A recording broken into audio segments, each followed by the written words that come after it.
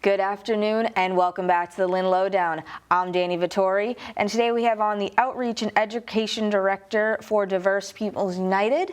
Thanks for coming on the show.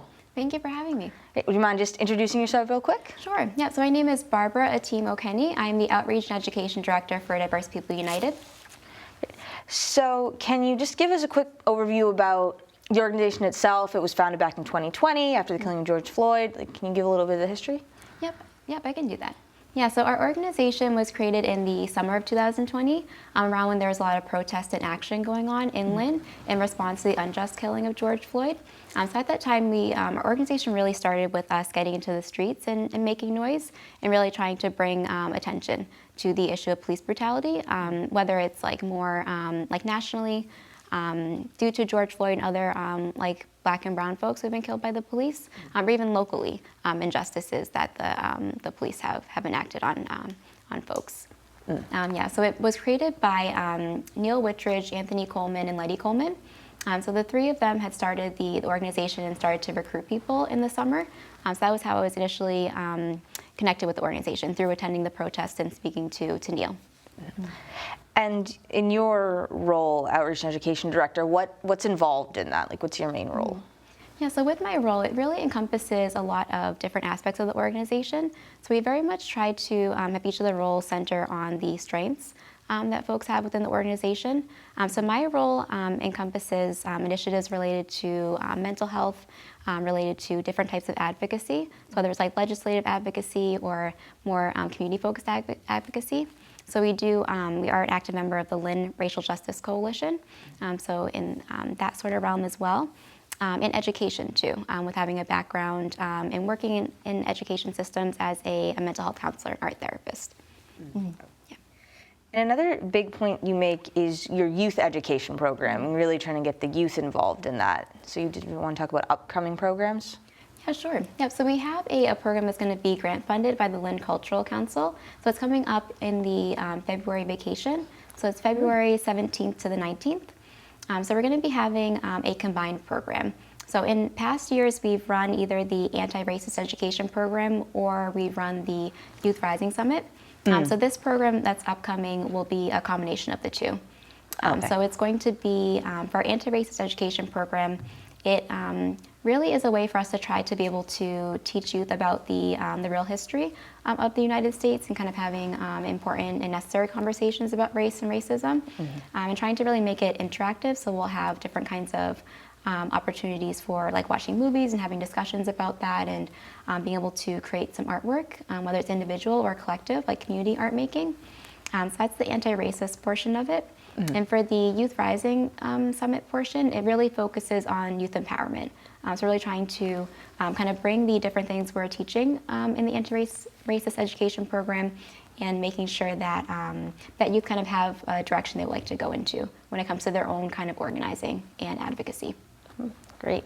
And even talking about direction, you sent me a declaration that's been created by the organization, which I thought was really interesting and very cool. You said you're slowly developing it as you grow as an organization. So our declaration, it really is centered on different sorts of kind of themes and philosophies, and kind of very much aligns with our mission of trying to create transformative healing through community-based actions. So our organization draws a lot of inspiration from the Black Panther Party, a lot of the work that they did within their movement. And we're really trying to make sure that we're centering anti-racism, abolition, and really advocating for the rights of folks who are impacted by all different types of community trauma. So we kind of have the declaration that we look at each year and try to get a sense for whether it aligns with our intent and kind of how we're working within the Lynn community and how we're organizing. You mentioned before collective or transformative healing. What would that mean exactly? How would you define that?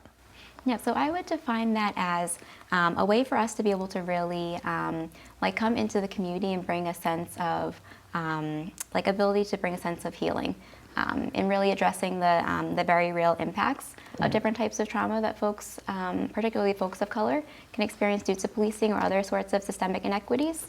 Kind of really trying to do that through, I think, radical change and love and liberation. So really trying to center those types of values in the different ways that we approach healing, kind of conceptualize it. So whether it's through different types of like actions that we have in the community, kind of bringing folks in and providing a platform for folks to be able to speak, or the different programs that we have that offer the opportunity to use art as a form of healing. Mm-hmm.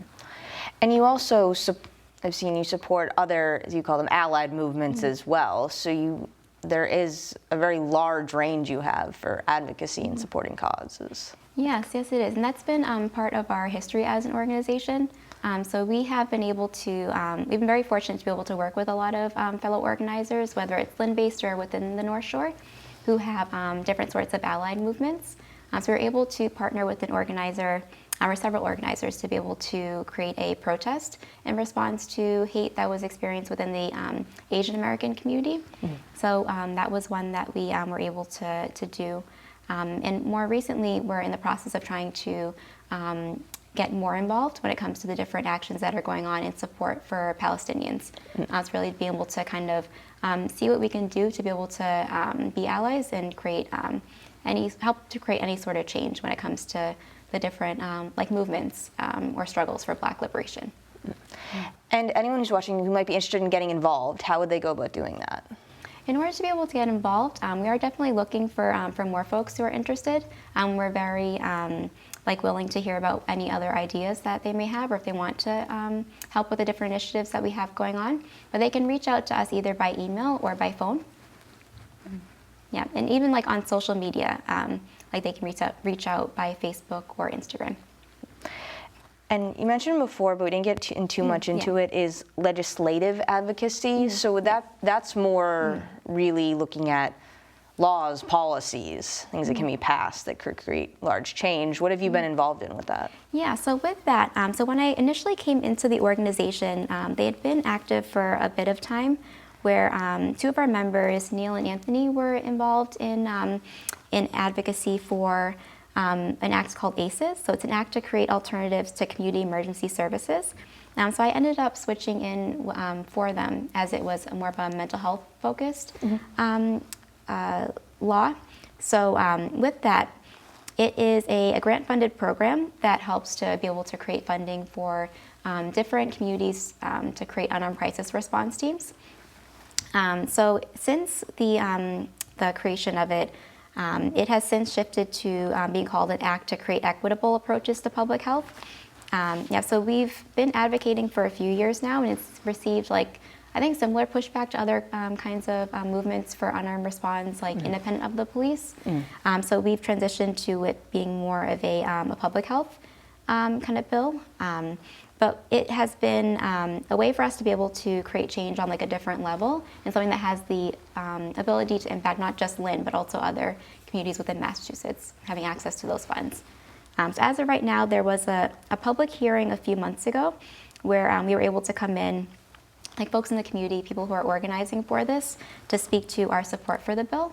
And we're still kind of waiting to see whether it'll be pushed forward or kind of what the next steps will be. But it's in process. Yeah, it's great to hear all the different ways that you're involved and really pushing and getting through. So is there anything else that's coming up for the group, or any other things that you wanted to mention, going into this new year, because we are going to be in January soon?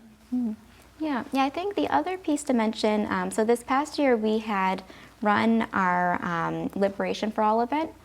So in the past we have had, it was called Occupy Wyoming Square. So we've since expanded it to be part of a community gathering in addition to a protest. So we may be running that in the summer as well. So it could be something to check out, or check our social media to see if we have it. Yeah, but typically we have it around 4th of July to represent the struggle for freedom and liberation for folks of color. I remember that from earlier, from last year. It's getting significantly larger in the years that you're running, which is really impressive to say. Thank you. Yeah. And I know you sent over so much information, and I was trying to go through it, but is there anything else that you wanted to mention, or any other points that I didn't bring up that you wanted to before I have to wrap it up? No, I don't believe so. Yeah, I think we touched on everything. Yeah. Great, hit all the points. Yeah. Great. I'm happy when I do that. But I want to thank you again for coming on to really talk about such a great organization and all the work you've been doing in the community. Thank you. Yep, I appreciate you having me. Right, of course, anytime. And once again, I'm Danny Vittori. This has been the Lynn Lowdown, and we'll see you next week with more guests.